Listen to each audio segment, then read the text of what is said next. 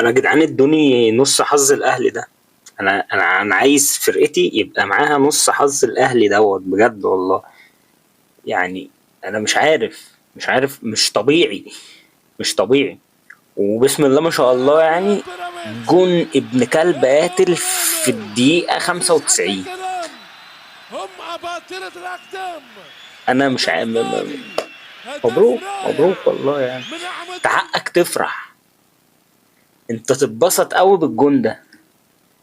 والله العظيم. جون ابن كلب قاتل. والجون حلو بصراحة. جون يعني في وقت قاتل وشكل الجون حلو. لعبة الجون حلوة. الجونين بصراحة حلوين بتوع الماتش. لا يا جماعة بصوا. بص الجون بتاع الشيبي يعني برضو الجون بتاع الشيبي. ستة اللطشة كرة. دي ما تجيش غير من لعيب هدف بجد بجد لعيب عالي رائع. وكواليتي عالي قوي. اللطشة دي هي اشواط. ملهاش حل تاني. هدف. ملهاش حل تاني لفة يا الوسط الغدر. بالشوطة على مرة واحدة. لا. عالمي. والله جون عالمي قوي قوي قوي قوي قوي يعني. فيعني بصراحة كان ماتش إلى حد ما متوسط يعني مش ماتش يعني تقيل. مش زي ما كان متوقع بصراحة. بس هو بيراميدز لعب ماتش حلو قوي قوي قوي برغم النقص العددي اللي حصل وبتاع. وانا شايف بصراحة لقطة مهند لاشين دي والله بعيد عن اي حاجة وبعيد الطائر. عن اي عاشر انتماءات وبتاع. العاشر. بس لقطة مهند مهند لاشين لاشين. دي فيها شك كبير. فيها شك كبير قوي ان هي لا يعني ما تتحسبش انذار بصراحة.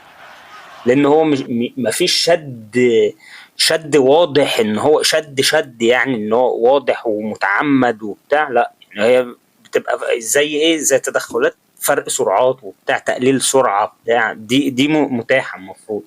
بس انا شايفه ان هو بصراحة كان قرار ظالم يعني. بس غير كده الماتش مش بصراحة كمستوى يعني مش قد كده. عكس ما كان متوقع بصراحة. وبالذات يعني بالذات كمان من اللعيبه يعني التقييمات اللعيبه يعني. كان برضو بن شرقي برضو مش قد كده في الماتش. عكس ان هو كان متوقع بصراحه. وبصراحه اللي شفته كان كويس في الدفاع.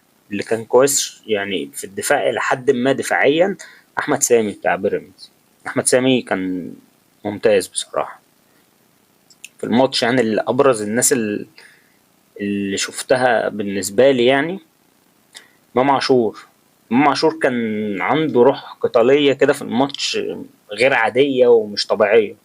غير كده برضو احمد رضا يعني كان اداؤه في